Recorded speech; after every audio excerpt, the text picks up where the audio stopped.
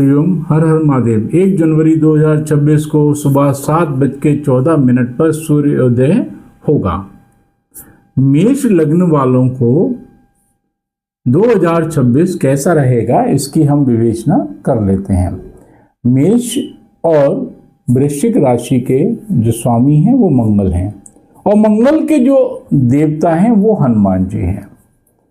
अब मेष लग्न वाले इस पूरे साल में उनकी आय क्या रहेगी, उनका कैरियर कैसे रहेगा, उनकी संतान कैसी रहेगी, उनका स्वास्थ्य कैसा रहेगा, और उनको क्या परेशानियां आ सकती हैं और उसका क्या उपाय है, इसकी हम चर्चा कर लेते हैं। धीरे धीरे सभी राशियों के बारे में हम इसी तरीके से बात करेंगे और उसका जितना हम फायदा उठा सकते हैं उतना उठाने की कोशिश करेंगे।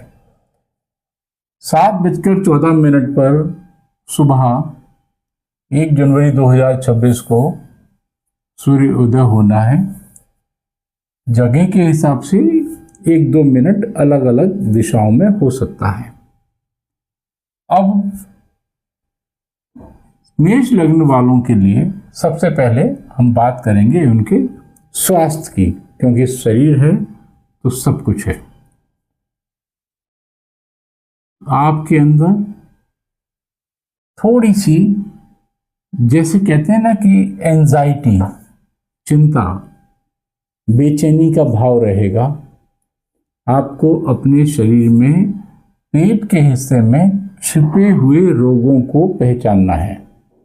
पेट दर्द के अलावा अल्सर और कहीं ना कहीं व्रत से संबंधी परेशानियां आप अपने शरीर के अंदर महसूस करें तो सीधे सीधे डॉक्टर के पास जाएं और अपना हृदय का और अपने पेट का इलाज करवाएं। दूसरी बात, आपके शरीर में हल्का हल्का सा अस्थि की वजह से दर्द रहेगा। आपकी आँखों में, बाईं आँख में विशेष तौर पर हल्का सा दर्द रहकर नज़र दोष होने की संभावनाएं हैं। और जो व्यक्ति पूर्व की दिशा में रहते हैं, मतलब जिनका जन्म पूर्व दिशा की ओर हुआ है, वो अपनी आँखों का इलाज अवश्य कराएं। चश्मा लगेगा आपके ऊपर और हल्के से दाने भी आ सकते हैं आँख के अंदर जो सफ़ेद रंग के होंगे। सिर में दर्द रहने की शिकायत रहेगी। अब इसका उपाय क्या है इसे ठीक करने का? जैसे बताया कि चिकित्सा को दुआएं। दूसरा, हनुमान चालीसा, बजरंग बाण नियमित रूप से करें हनुमान जी की आरती के साथ में, और दक्षिण दिशा में सिर रखकर सोएं, क्योंकि आपको नींद ना आने की परेशानी शुरू हो चुकी है और ये आपके साथ में दिसंबर के अंतिम सप्ताह तक रहेगी।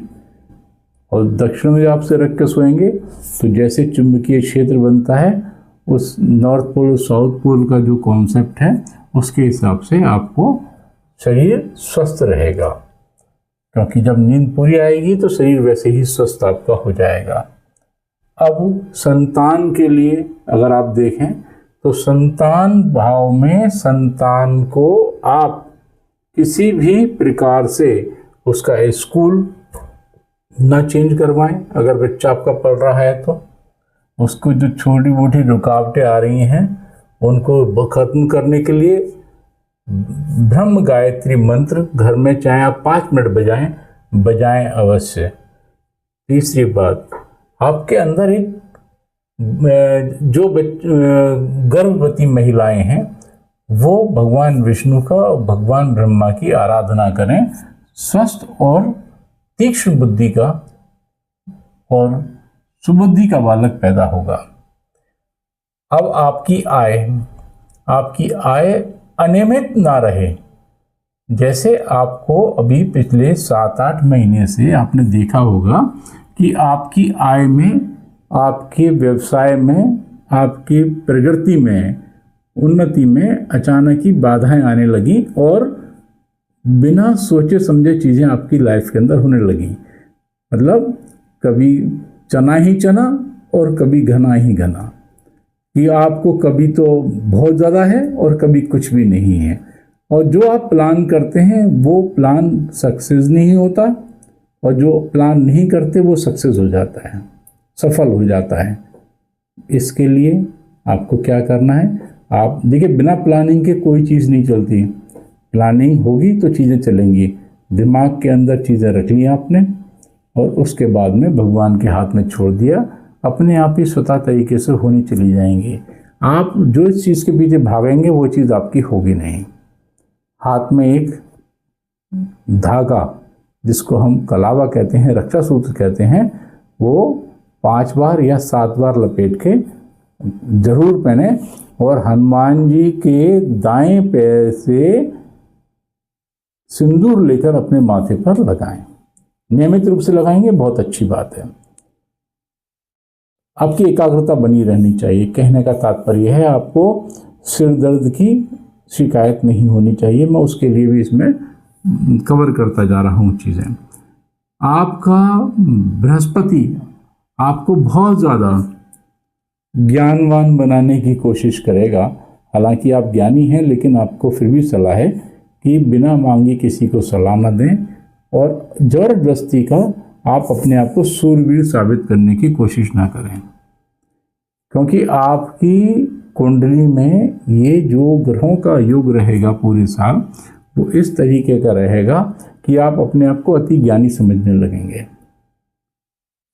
जितना आप कम बोलेंगे, कम ज्ञान देंगे, उतना आप धन को जोड़ेंगे और अपने घर में आप अपने पिता की तरह काम करेंगे। मतलब जो काम आपके पिता को करना चाहिए वो आप उस तरीके का काम करेंगे। आपकी कुंडली में आपके पिता के स्वास्थ्य के प्रति सचेत रहने की जरूरत है। विदेश यात्राओं का योग है, और वो भी यात्राएं जिस जगह समुद्र या नदी हो, इस तरीके की चीज़ों में। नई गाड़ी लेंगे, गाड़ी का मतलब वाहन से है, वाहन बदलने का योग है। और जैसे ही जून का महीना निकलेगा, आपका भाग्य परिवर्तित होना शुरू हो जाएगा और उच्चतम शिखर की ओर जाना शुरू हो जाएगा। ख्याल रखिएगा और इस समय को सही ढंग से उपयोग कीजिएगा, क्योंकि आपका अप्रैल से जून तक का समय आपके व्यवसाय में और आपकी अगर नौकरी पेशा है तो आपकी नौकरी में तरक्की का समय है। आपको व्यसनों से दूर रहना है। जबान से आपको ऐसा बोलना है जो कि कड़वा ना हो, मृदुभाषी रहना है। रह नहीं पाएंगे, कोशिश आपको फिर भी करनी है, क्योंकि आपके बोलने में, शब्दों को चबाने में और शब्दों का अर्थ ना समझने के कारण लोगों के बीच में आपकी प्रतिष्ठा थोड़ी सी खराब होगी। तो क्या करना है, मंगलवार को हनुमान जी का चोला चढ़ाइए। पहली बात, अपने वजन के, जो भी आपका वजन है उसका 1/8वां हिस्सा, उसमें 250 ग्राम और जोड़ के 7 अनाजों का और 250 ग्राम गुड़ साथ में रखकर वृद्धाश्रम में या अनाथाश्रम में या गौशाला में दान कीजिए। आप देखिए आपके लिए नया साल जो अंग्रेजी कैलेंडर के हिसाब से है वो कितना शुभ होगा। जैसे ही चैत का महीना, मतलब अप्रैल का महीना आपके जीवन से निकलेगा, आपका भाग्य एक नए शिखर की ओर जाना शुरू हो जाएगा। हम ब्रह्मा जी से प्रार्थना करते हैं कि आपके जीवन को सुचारू बनाए, आपको सब समृद्धि दे और आप खुश रहें। आपकी जय हो, धर्म की जय हो, भारत माता की जय हो।